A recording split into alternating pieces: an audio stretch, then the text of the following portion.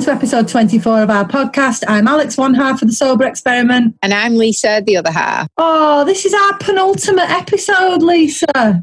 I know. You know what? You've used that word twice today. I noticed it because you said it before and I really liked it. And I thought, oh, I've never used that word. I think I've said it actually in the podcast interview that we're about to listen to. Yeah? I wonder why. It's your word of the day. Word of the day. It is so. I liked it. I want to start using better words like that instead of second to last episode. It's so clever. No, I don't know. I don't know where I've got that from. I think I've just nicked it from someone else. Someone else who's a bit cleverer might have said it. No. So, weather's nice. Lockdown's still in full force. It is. I haven't got any news for you, unfortunately, because there's nothing changing in life, is there? None of us have any news because none of us are allowed to do anything. We can't go anywhere. We're not allowed to do anything. We've just got to stay in and shut up. According to the government. We're grounded. Yeah, you're all grounded. Stay in, shut up. And that's that. No, I haven't really got any news. I really haven't. No, I haven't. I don't even know what we're going to actually talk about. Well, thank goodness we've got a guest coming on, which I'm really, really excited about. We've got Lee, aka the Gay Sober. Yeah, who's really funny and actually got a fantastic story as well to share. We met Lee through our Instagram, and then very recently we've had him on the Sober Sessions. If you've not heard of the Sober Sessions yet, please join our Facebook group. We've collaborated with Kate and Mandy from Love Sober, William Porter, the author of Alcohol Explained, Simon Chappell, who runs Be Sober and is also the author of the Sober Survival Guide, and the Instagram legend who is Sober Davey, we had on our podcast last week. So tune into them 4 till 5:30 on a Saturday through the Facebook group, and go back and have a look at the episode with Lee and Millie on there, because we spoke to him, was it a couple of weeks ago now, Lisa? Yeah. But yeah, we'd already had him booked in on our podcast, and it's just been, I'm glad actually, aren't you, that we'd spoken to him previously? Yeah, definitely. Because it's made today's more of a conversation rather than interviewee, hasn't it?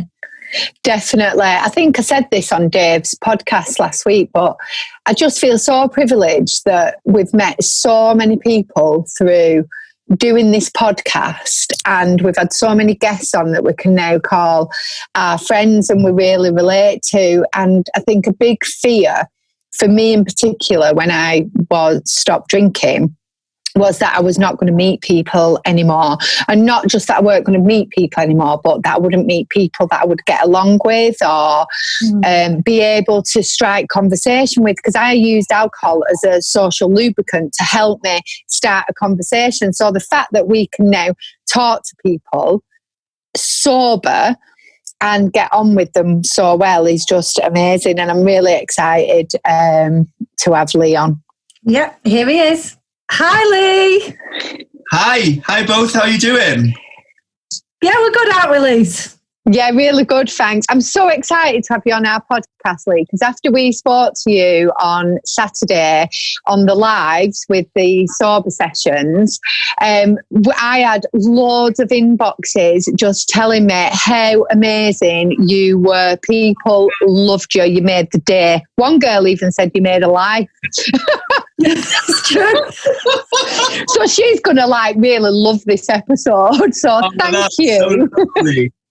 So I thought that's so lovely. I was really privileged you asked me on it, actually. I think what you're doing there on those Saturdays are just brilliant. And I think for someone who's, I've been sober for like 20 months, but I'm tuning into them and I'm learning stuff, because that's the thing, isn't it? Never mind where you are in your journey, you do keep learning about it and hearing loads of other people's opinions. You've also got a brilliant group of people there who've all got really good senses of humour, which to me is really important in this in the sober world as well, just to have a laugh with it. So I think the Sober Sessions are absolutely brilliant, guys. Oh, thank you. We love doing them. We really do. And I think, like you said, a mixture of people is it just works, doesn't it? Yeah, it does. The panel works, doesn't it? Because of that, because obviously we've got William with his scientific knowledge, and then we're a bit crazy, and Kate and Mandy are a little bit more serious. And so, yeah, there's something wrong with me and Lisa. We're like the oddballs on there, aren't we? You, me and Dave. Yeah, we have imposter syndrome, don't we? We come off like, wow, that was really interesting today. We're just watching, really. But no, it was really, really great to have you on. For those people, though, Lee, that didn't tune into that one, can you tell us a little bit about yourself and what brought you to sobriety? Yeah, of course. So my name's Lee, and we met through Instagram, where I've got an account called The Gay Sober, which I'll chat about in a second, actually. But I've been sober for 21 months now. So it was in July 2018. I just knew for a long time before that, and I do mean years, that I needed to stop my drinking. Or what I actually tried to do for years and years and years was try to moderate my drinking. Never worked. So then I got to the point where I just knew I had to stop drinking. I tried loads of times as well, you know, but then I did 1 year no beer, I knew I'd stop for 90 days doing that challenge, and then thankfully, but I actually added 10 days to that, so I knew I was going to do 100 days because I preferred that. And then on day 99 I just knew that was it really forever. But yeah, just to go back to the way I was drinking, it was in my sort of early 20s, I think, the drinking really kicked in for me. And I loved it. You know, I was out all the time. I was a lager boy. I was like having a laugh with people constantly, and it was great. You know, it wasn't really ever an issue. It was as I got older and I would drink more and more often and be able to drink more, and I just never knew when to stop. So it was always like, you know, just one more, just one more, just one more. And that would be if I was in a massive group of people, if I was with one person, or if I was on my own. And I just don't have that sort of that mechanic, that tap really to stop it in my head, you know.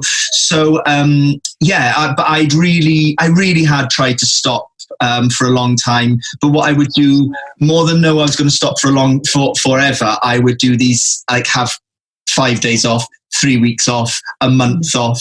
But to be honest with you, even when I had like 5 days off, I'd be like, I haven't drunk for 5 days. This is absolutely amazing. And then I drink like 12 pints to celebrate. So it's like, geez, you know, or I'd have like 2 weeks off drinking and everyone would know about that. You know, like, I haven't drunk for 14 days.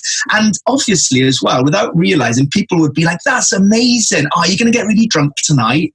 And I'd be like, yeah, definitely. I'm definitely going to celebrate. It's weird, isn't it? When you try to moderate or try to stop drinking, you then celebrate with that thing that is causing all the hassle and all the pain and all the, you know, it's bizarre. So yeah, so that's sort of my drinking history. I don't know if that's enough information, but yeah. Did you have like a rock bottom moment then that made you decide to stop? Or was it just a series of absolute fuck ups for over a long time? Yeah, it was more that. I didn't have a real standout moment. I mean, I did really stupid things. Like, you know, I remember being on an all-dayer once in a wedding and then trying to get in my car. Thankfully, I didn't. But even to have that thought, you know, because one of my things was I could drink so much that I would act drunk, of course I would, but I'd sort of be okay. Like, the amount of times that people would say to me, I didn't even realize you were drunk last night. I mean, I think that's a sign in itself. If you can drink 10 pints and have a serious conversation with someone, I mean, that's, you know, red flags, get out. So it was all little things which added up. I think my main things were, though, that I would have blackouts. So not the whole night, but I'd, you know, the next day I'd be saying to my husband, like, did I say this? Did I say that? Did I say that in a really funny way? Because what I'd often do is just forget what I had said to someone. And I've said some really hurtful things to people that I really love when I've been drinking. I've said some real bullshit things about myself, about other people that I did not mean. so I've definitely hurt people in the process, which in itself really is a bit of a rock bottom. But my anxiety was horrendous. You know, I would wake up the next day and I'd sort of wake up about 3, and I used to have real bad night sweats when I drank. So I would wake up and I would literally be in like, you know, cold sweat, and then I'd change out of my pajamas. I mean, when I was drinking, I would often set like new pajamas next to me because I knew that I might have like the sweats or whatever, or that I knew. And I think a lot of that, what it would be as well, is my brain, apart from I'm sure like the effect it was having on my body, it would be my brain worrying while I was sleeping. And not just, I'm worrying about what had happened that night, but also worrying that once again, I had doubled the limit that I wanted to drink. You know, so for me, it was anxiety, it was upsetting people, it was health as well. I mean, I think now I'm just so glad that I realized that I was doing something that could have eventually killed me. And I think if you realize that, then you're lucky. You know, if you really realize that and get out, then, you know, we are the lucky ones, they say, isn't it? You know, because and that's how I feel. But yeah, so for me, it wasn't one instance. There was loads of incidents. And I would just do bizarre things. Like one New Year's Eve, so I chucked a pint over my head, and thank God there was no one there. And it was all because I thought that was hilarious and like maverick and look at me, I'm crazy, waha! And I mean, actually, when I think about that, it makes me shudder. You know, and that's not my personality in real life. I mean, it was the same night that I argued with my husband and left out, and then I tried to break into my house with my shoe. I don't know why. I took my shoe off, and I was like, I think I can get this. I can get it. You know, I also then rung my husband's best friend, and she was like, I think he's gone home to look for you. And I was like, F off. You know, I mean, it wasn't my proudest moment, but things like that were happening quite often when I would just make a tit of myself, you know. God, Lee, you've actually really brought back some terrible memories of mine talking to you. Like, no, you really are. Same, Lisa. You forget, don't you? I think we're like, you're like my sober twin. I stopped around the same time as you. I'm 21 months as well. So it's always nice when you hear somebody on the same kind of time as you, isn't it? Yeah. But yeah, you brought back some terrible memories there. What got you started? What helped you in the beginning to stop drinking? I think it was the old-fashioned thing that's been around for years, isn't it? Is that you have to admit that you've got a problem first. And what my best mate, and she stopped drinking as well now. After I'd sort of stopped drinking and she'd seen the benefits, she stopped drinking. But every Monday morning, we would ring each other and we'd have the blues. There'd be self-hate there because once again, I felt like I'd let myself down and not done what I'd stuck to be doing. So that was sort of the first steps in a way, having those really in-depth, deep conversations about what are we going to do? Like, what am I going to do? And then obviously by the Wednesday, it'd be like, oh, we were being dramatic. We're fine. We're absolutely fine. Everyone's doing it. Everyone's doing it. Why shouldn't we? You know, it was that same thing. But my first thing I did is I went to the GP, and that wasn't very helpful, really. You know, I think this is the problem. I've spoke about this before publicly, and you know, one of my really good friends is a GP, and I spoke to him about it as well. But the problem is sometimes is that you're looking for advice for people or from people who drink. Well, that's a massive issue there, because, you know, I mean, I actually went to the doctor recently about something, and he said something about units. And I said, oh no, I don't drink. That should be down on my records. And he's like, what? You're completely teetotal. Yeah.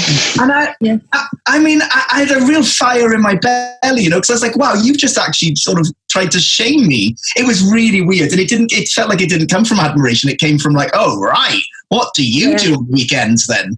What's wrong with you? Yeah, it was really strange. So it does happen that with a lot of doctors and a lot of medical professionals and healthcare workers. I know Lisa had an experience. Was it social workers, Lisa, that couldn't believe we do what we do? Yeah. Yeah, I was going through a bit of a tough time actually with my teenagers, which was one of the reasons why I stopped drinking, so I could be more present and there. And we actually had a social worker round at the house, and they thought I was absolutely crazy for stopping drinking when I was going through so much. And not only did they tell me this, they told my 12-year-old daughter, she was 12 at the time, how crazy I was for not drinking, and that they would be going home to have a glass of wine after their stressful day. And I was, do you remember, Alex? I was like, I was there, wasn't I? Yeah, you was there that day. Oh, I was absolutely fuming. But one of the things I think that helps us with the sober experiment is due to the lockdown, it got cancelled. So hopefully we'll be able to get this again. But we're doing one of our sober experiments with social workers in Manchester, because I was like, we need to talk to these people, because if that's the advice they're giving me, what on earth is going on? And my child, I was fuming. Similar thing happened with my dad. My dad has actually been dead now for 10 years, but 20 years ago, he had esophageal bleeding due to alcohol, and he got cirrhosis of the liver. And they told him, you need to stop drinking, do not touch another drop. And he stuck to that. He wasn't even going to come round. Thankfully, he did. He spent 10 years sober. And his penultimate medical appointment, so he was only expected to survive for maybe 3 or 4 years, he'd said, but because he'd stopped drinking, obviously, as you know, it has no limits, does it then? You can just go on forever. And he went to the nurse, they did his endoscopy, they checked his liver, they said there's been no further decline, you're doing really well.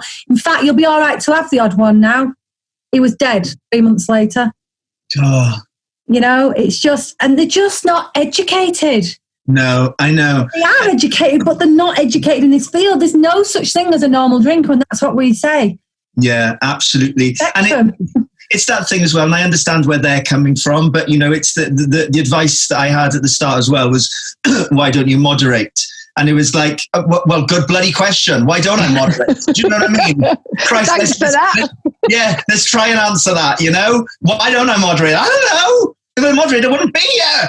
But, you know, I know, you know, the moderation thing for me, I don't know if you two tried it, but I tried everything. Like I used to have like this little pad, and I'd take a little felt tip, and I'd be like, you know, like marks on a jail wall. I'd be like, right, when that gets to 6, end of the night, you know, never. I'd get to 3 and I'd be like, this is ridiculous. I used to, if I was drinking in the house, I'd only buy a certain amount, but then on my last can, I'd be running around the shop, you know? It's like, or if I really had stuck to the moderation, woof, I'd be fuming. I'd be like, oh, this is a crap night. What's the point of this night anyway? You know?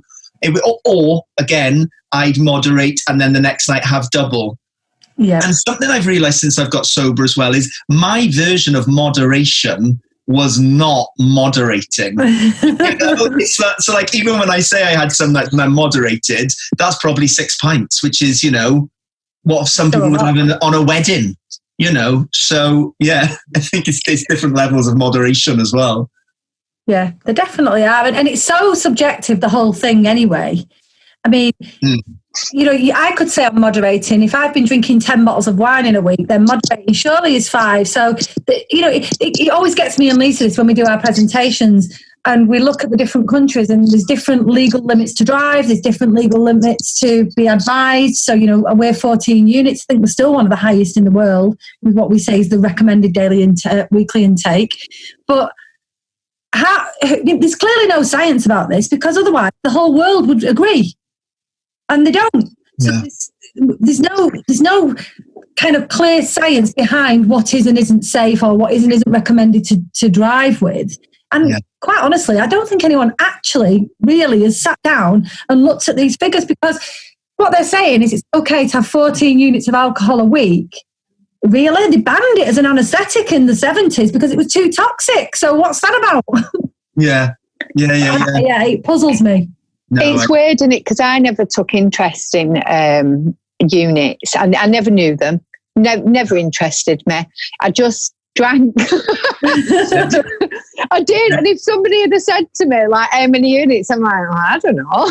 I just would never have an idea. Can I take you back, Lee, when you first stopped drinking? Did you find it difficult at first?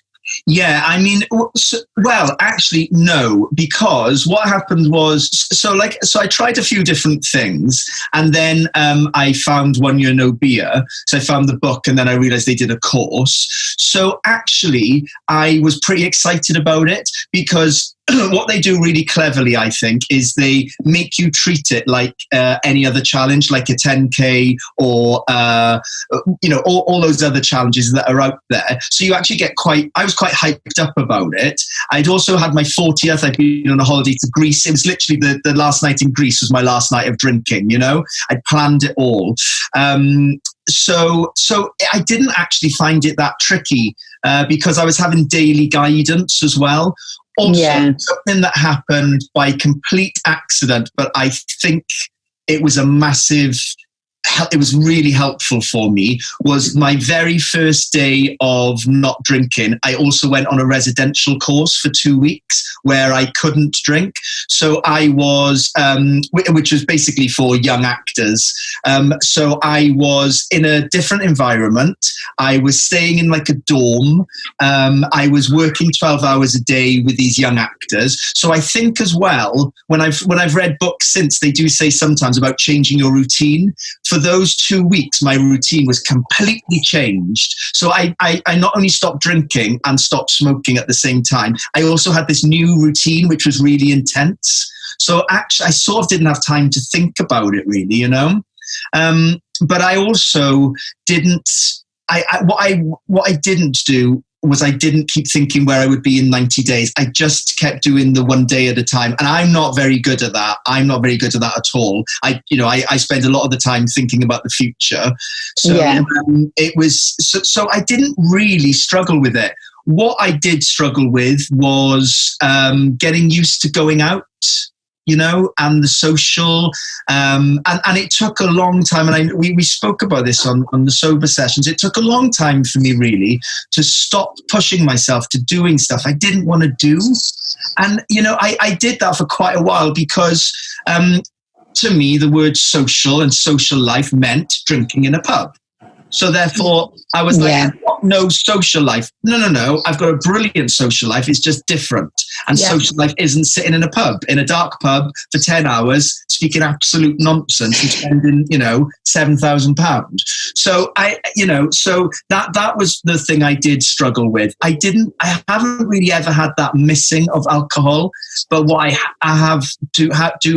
did have definitely were those pangs, when you walk past a pub and you'll see mates around a table laughing, and I think, oh my God, I missed that. No, I don't miss that because I've got to play the tape forward then. And for me, that wasn't it. So usually I've realized when I see like friends through a pub window and I think, oh, isn't that lovely? I'm realizing that I'm missing a bit of connection with my friends maybe that day. So I need to or I need to say, can we go out for food on Saturday? Can we do something?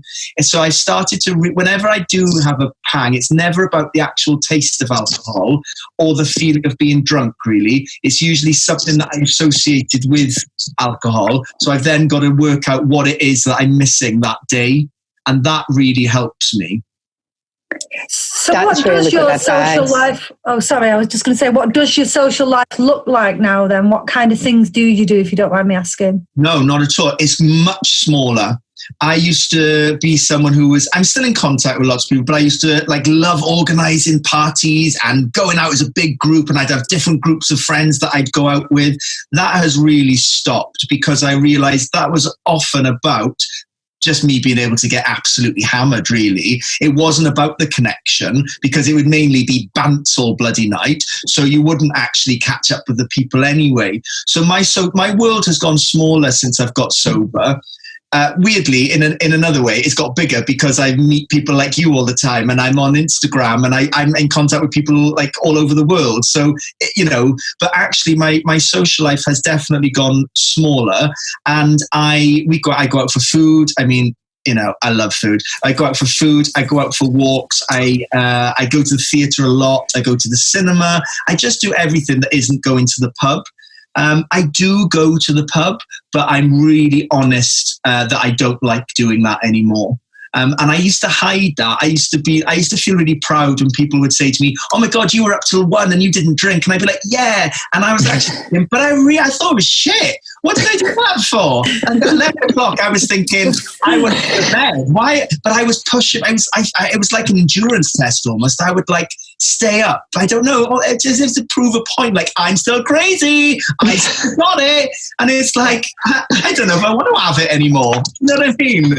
It's like, so I do still go out to pubs, and I but I don't stay for very long. And I'm just really honest with the people I'm with. I think we're laughing because honestly, you are us. You are us, isn't it, Lisa? In one person, honestly, I can just see so much of us in you. We're the same. Like, I would always want to be the last person at the party. I would want to be a person that's making a tit of themselves. I thought that was cool. Report back the next day. I've been dancing on tables. Yeah, check me out. I vomited 500 times. Woohoo! I drank more. And seriously, that is the kind of thing that we would do together. And afterwards, at the very beginning, I didn't want that to go. I needed to prove that being sober wasn't boring. I remember her trying to prove this, and it was very hard work for me because she made me and Joe Manchester on a night out. And do you remember when we had a really, really good night out? But I remember us in a particular bar, and Alex was like, we need to dance. And I'm like, but the music's shit, right? And she's like, no, we need to dance. And I think because we've got that difference in our length of sobriety, I'd kind of already gone past that moment of like needing to prove that I could have a good time. But I remember actually feeling with Alex that you at that time did need to prove that you could have a good time. We could prove that we could go to clubs and dance and talk to people. But it was we had a lovely night, we did try to force things a little bit, like force ourselves to stay out. And honestly, like midnight, we were both so tired. We're like, we're killing it. We have to go. She's going, but we can't. I'm going, no, we can't. Yeah, and honestly, it was a really good night. Yeah, I completely get that. And I've stopped now. I just thought, you know what? Who am I actually proving this to? I don't feel boring. I do different fun. And it's real fun. It's authentic fun. It's not fun that comes from making an absolute tit of yourself or someone else at their expense. We have lots of fun now. It's so organic, and when we laugh, it's belly laughs. Yeah. I think as well it's that thing about going out on a night out, about, we've all had those drunken conversations with close people where you're like, you feel like you're really connecting and you're getting all the neat stuff out. And Lisa. And thank you so much for listening to me. I love you so much. Oh my God. And then I wake up the next morning and I would be like, oh my God, what the hell did I say that for? Because 50% of it may not have even been true. And not that I was lying, but the fact that when you're drunk, it all gets extended and dramatized and it's all, And I just think I still have deep conversations with people I love. But I suppose that's the point. It's with people I love, not just like the bloke behind the bloody bar going, and then, and then another thing and this and that. And it's real connection.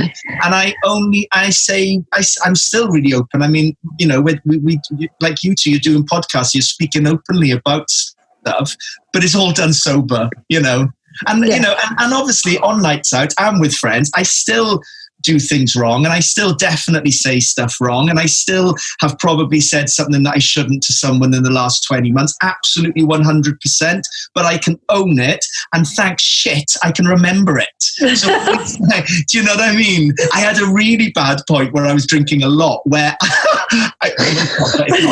I started thinking stuff about people, and then the next day I'd be saying to Mark, my husband, oh my God, did I say blah blah blah to someone? He was like, I don't think so. But it got to the point where my reality and my sort of drunken was actually molding, because I'd think in my head, oh, he's doing my head in. And then the next morning I'd convince myself I'd have said that, And I'd even sometimes be uneasy around that person then, because I'm like, what have I said? What have I not said? I mean, that's quite, on a serious note, quite seriously, that is bad. If you're to the point where you really can't remember what you've said and you're then anxious you've said something that you haven't even said, wow. I mean, life is too short. I think you were the same, weren't you, Lisa, with your anxiety? Because I didn't get anxiety.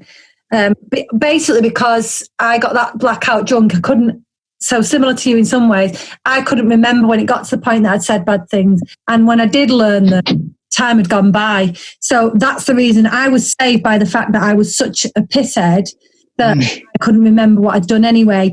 And when I did remember, I used to excuse myself. I'd phone Lisa up and say, I think I've said this. And she'd go, it doesn't matter, it's fine. I've done worse all the other way around.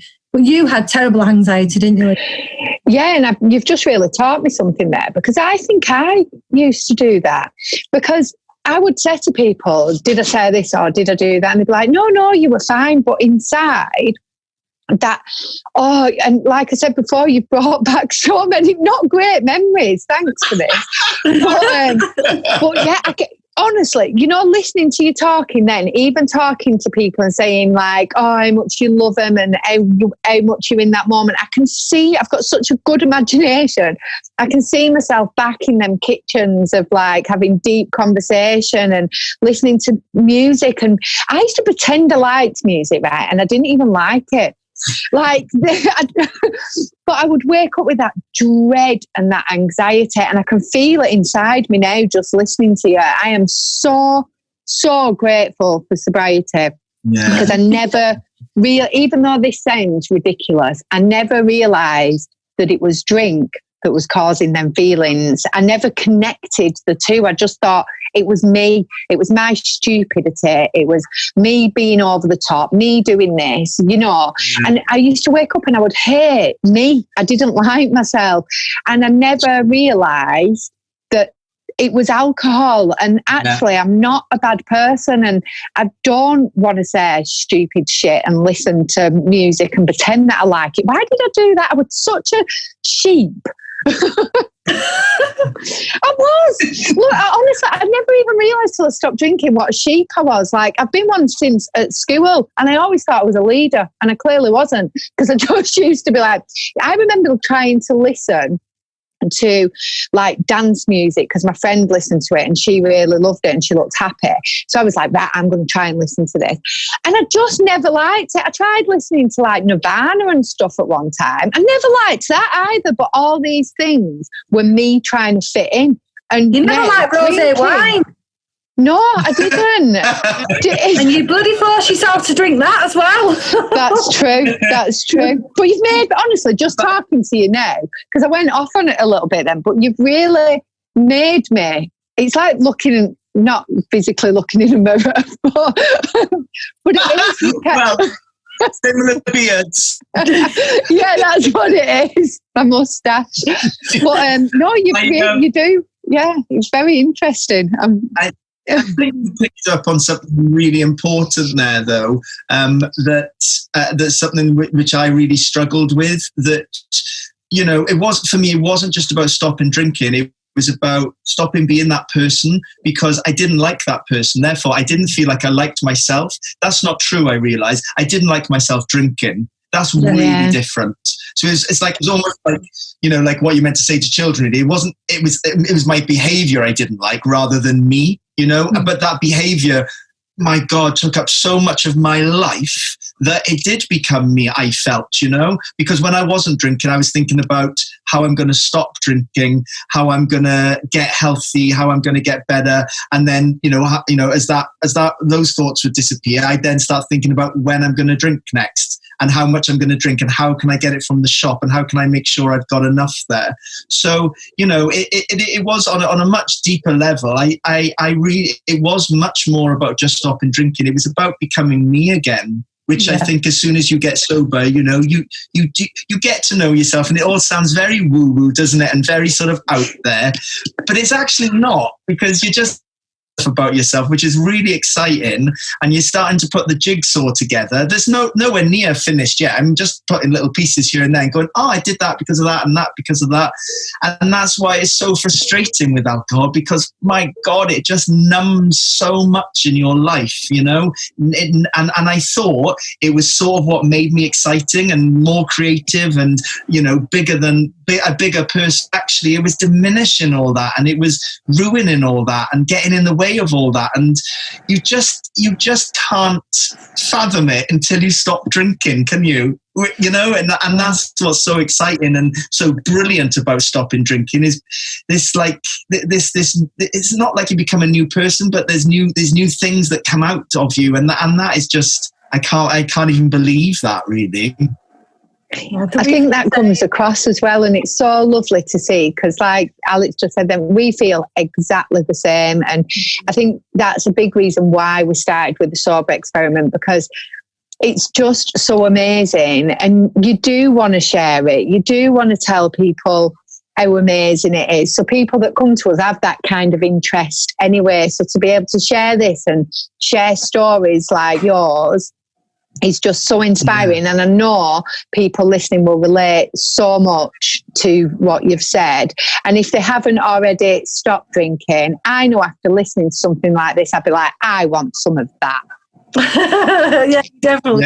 Yeah. Well, but I don't know about you two, but when I was drinking as well, like I honestly never thought I'd be this person sitting here now. I just thought I'd resigned myself to, well, this is it for life now. I used to say, like, each time I'd stop trying to drink for a few weeks, I'd be like, if it doesn't work this time, that's it. That's just, it's, you know, that's fate. It's telling me that I just got to drink for life, because I never, ever believed that I could live without alcohol. And that is just so sad when you think about it, to think of all the stuff that alcohol was getting in the way of.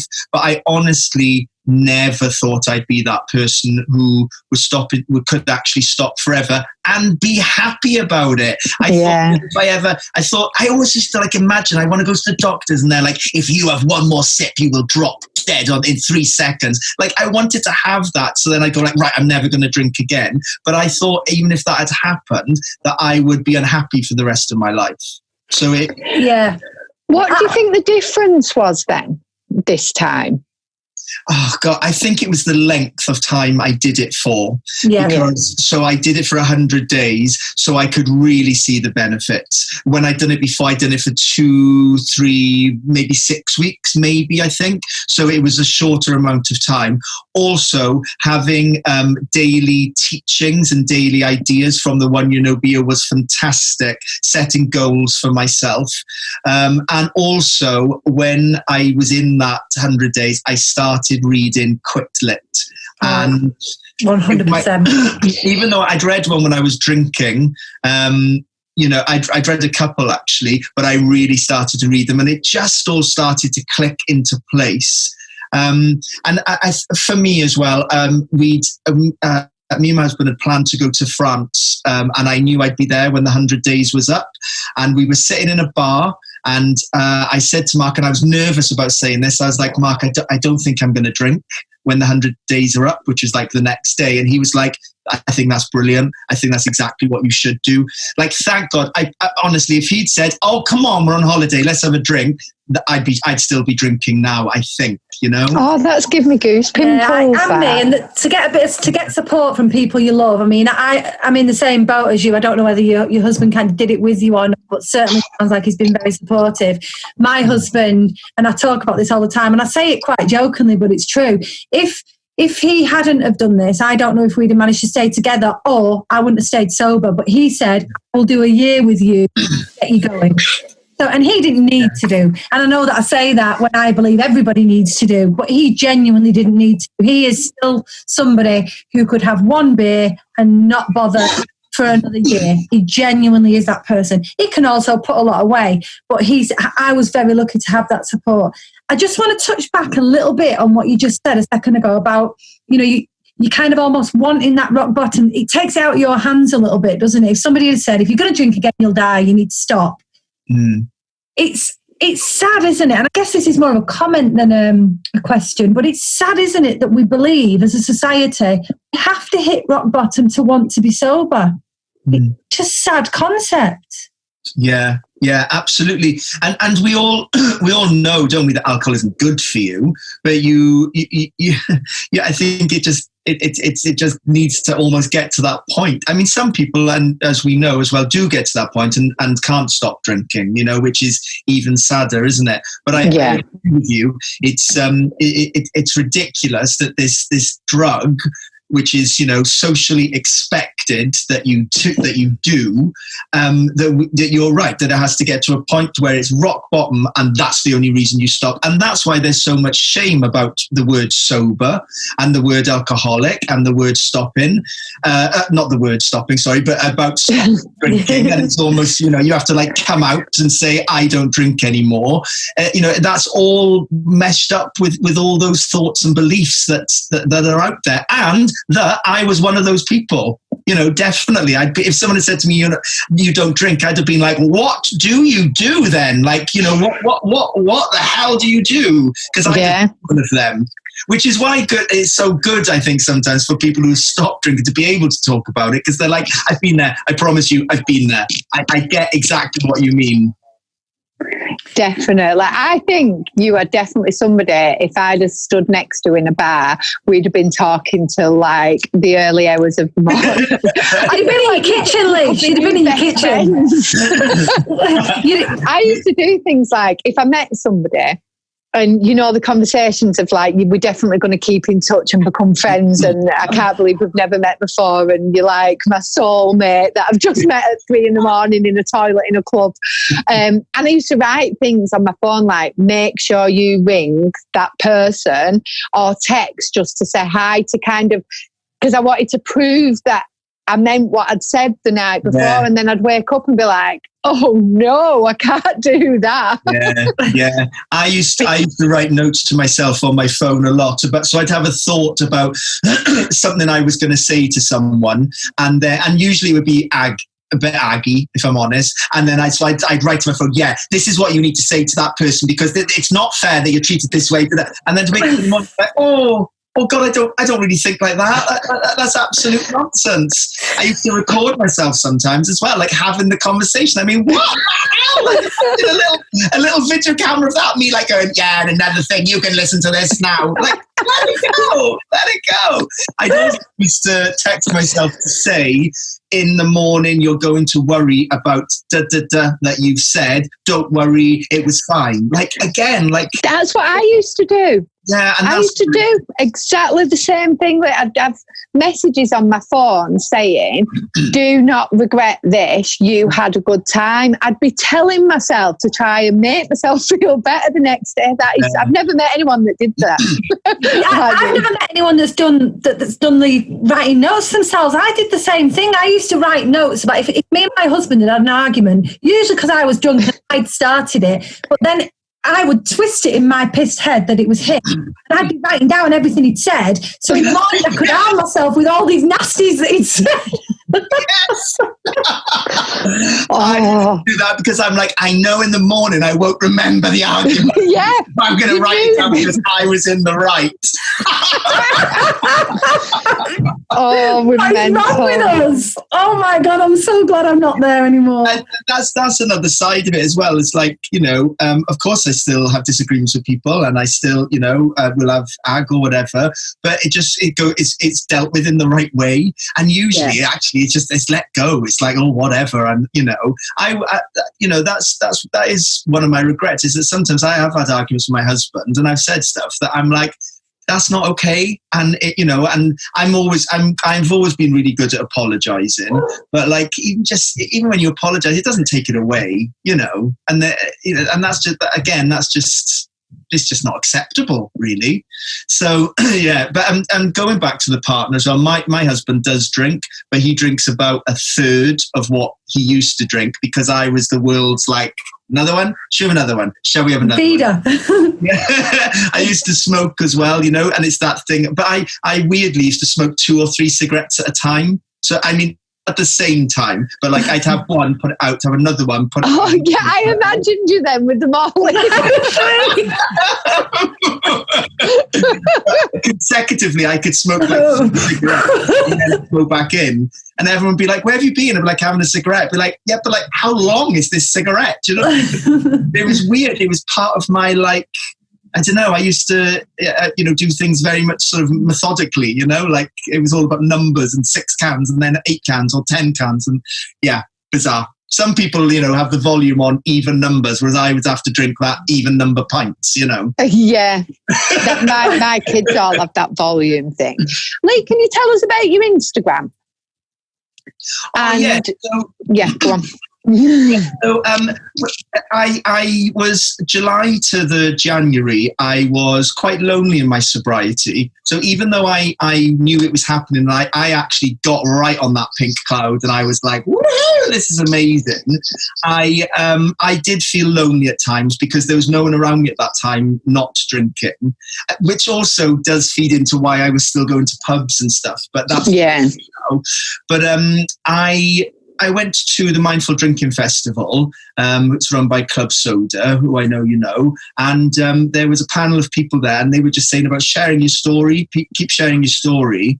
And then I started up an Instagram account. I was anonymous. There was no picture on there, no name, nothing. And the reason I did that is because I wanted to be 100% honest with what I was writing. And I was really honest, and then a few months in, I put a picture on and put my name on, which felt like a really big deal at the time. Now it doesn't, but at the time it was, it was like step by step. Yeah. You do whatever you want to do, isn't it? Like you tell whoever you want to tell when you stop drinking and become sober. And that was a worry of mine. I was worried about getting found out, and then I remember me and my best mate on this really good conversation, and she was like, what is it you're worried about? And I was ashamed of the drinking problem or the amount I used to drink. I realized that I was still carrying that shame. So therefore, to say I didn't drink anymore, to say I was the word sober, I felt people would have their own story and their own film going on in their head. A, they probably didn't. B, if they did, or if they do, I don't give a holy shit now, because it's like, I'm not bothered by that. But I was still ashamed about that, and I think the shame with alcohol comes from the fact that you can't control it. You feel out of control. You feel, I've let myself down. I've let everyone down around me because I just can't stop doing that thing. So I said to the Instagram, to just be really honest. And my God, it was amazing because I started meeting loads of sober people who had gone or going through the same thing, or were like 10 years down the line. And that's where I really started to grow, really, and realize that there's so many of us who feel exactly the same and are going along the same path. And it gave me loads of tools and tips and also when I was looking for podcasts and Instagram accounts and things like that, what I thought was lacking at the time was also just a bit of lightness, because it is a heavy subject. It absolutely is. But my God, I've been brought up, my family are all the same. We find it really easy to laugh at ourselves, So I think I just wanted to almost make an account also that had quite a lot of humour. So that's what the account's for, really. But selfishly, it was also for me to get it out there, because I've realised that I don't do gratitude journals, but I've realised, or journaling actually, just because my handwriting's crap and I read it back and I can't understand what I've written. So I just I thought on Instagram, getting it out there, doing these little posts, that really helped me. So that panel were completely right. Share your story, because it doesn't help others, but it really helps you. Yeah, definitely. And I think it really, really does help other people, your Instagram as well. It's lovely, it's bright, it's funny. It's very funny. Yeah. You make us laugh every time we have a look on your account, or we look on a message you sent us. One or both of us phones the other to say, have you seen this? The whole curly whirly moment really made me up about that. So. Oh, Lee, it's been so lovely speaking to you, and thank you for taking the time to come on our podcast. I just know it's going to really help people, and it's going to really brighten people. I can't even speak. Come on, Lisa, spit it out. It'll make people feel better. Thank you both so much for inviting me on, as well as the sober sessions. I really appreciate it. So I do, and I love the way you two are approaching this as well, with loads of humour, loads of honesty, real down to earth personality. So I think that's really, really important. So thank you. It's nice to meet a fellow piss taker. We'll have to get you back on the sober sessions. I'm sure you went down really well. Everybody really enjoyed it. So that would be great. Thank you so much. Thank you both so much. Bye. Bye.